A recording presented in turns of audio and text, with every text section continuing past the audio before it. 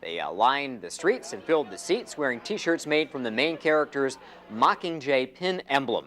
Some people waited up to 3 hours to get a good seat. For the fans, the wait didn't matter. They were just excited to see the book come to life. Well, here's a look at some of that intense video from the scene last night. This was shot just after 10 o'clock. As you can see, the flames were out of control. It's unnerving.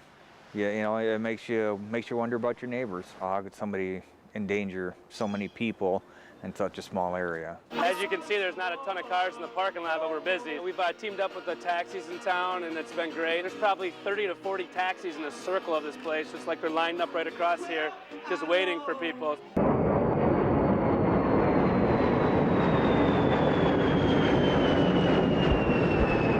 A military plane flew overhead to honor the late Sergeant Matthew Schwartz. All of these clothes are donated. There are some nice things here, but the dress isn't the only thing that leads to success. This event has other areas covered too.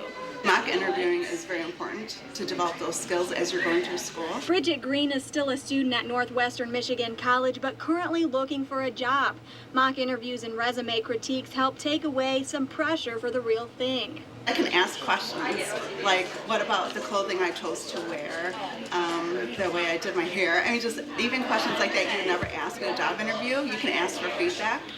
Earth Day is technically tomorrow, but many communities got a head start today.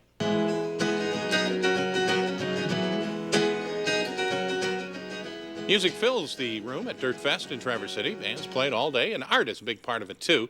The event, put on by the NMC Office of Student Life, aims to show people how to get involved with environmental issues. Of course, you can't forget the main theme, workshops, earlier today, focused on taking care of our environment.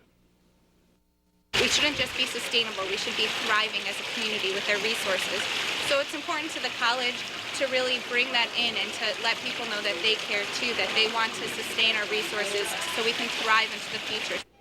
Dirt Fest is free and events continue through 10:30 tonight. It's at Grand Traverse Circuit in Traverse City. All right, it seems to be a growing trend this spring season. When it rains, baseball players pour onto the field to show off their dance moves. The Nebraska and Cal State Bakersfield baseball teams killed some time during a rain delay in Lincoln Sunday.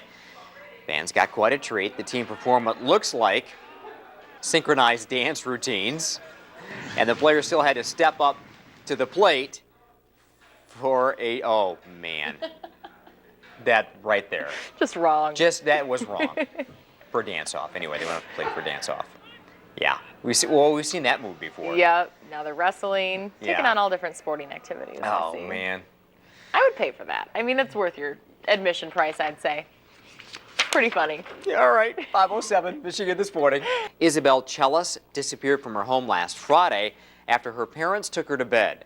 Police are now waiting to question the group seen walking from a nightclub near Isabel's home the night she disappeared. So far, one person in the video has come forward but has not yet been interviewed by police. They're working on following up on 28 other leads as well. Police said there was a possibility that she was taken across the Mexican border. The riot started when 4 LA police officers were acquitted in a caught-on-tape beating of a man named Rodney King. The riots began April 19, 1992, and when the dust settled, more than 50 people had been killed. Rioters did more than $1 billion in damage to the city. A year later, the 4 officers were tried in federal court on civil rights charges. 2 were found guilty, 2 were acquitted, and King was awarded more than $3 million in a lawsuit against the city of Los Angeles.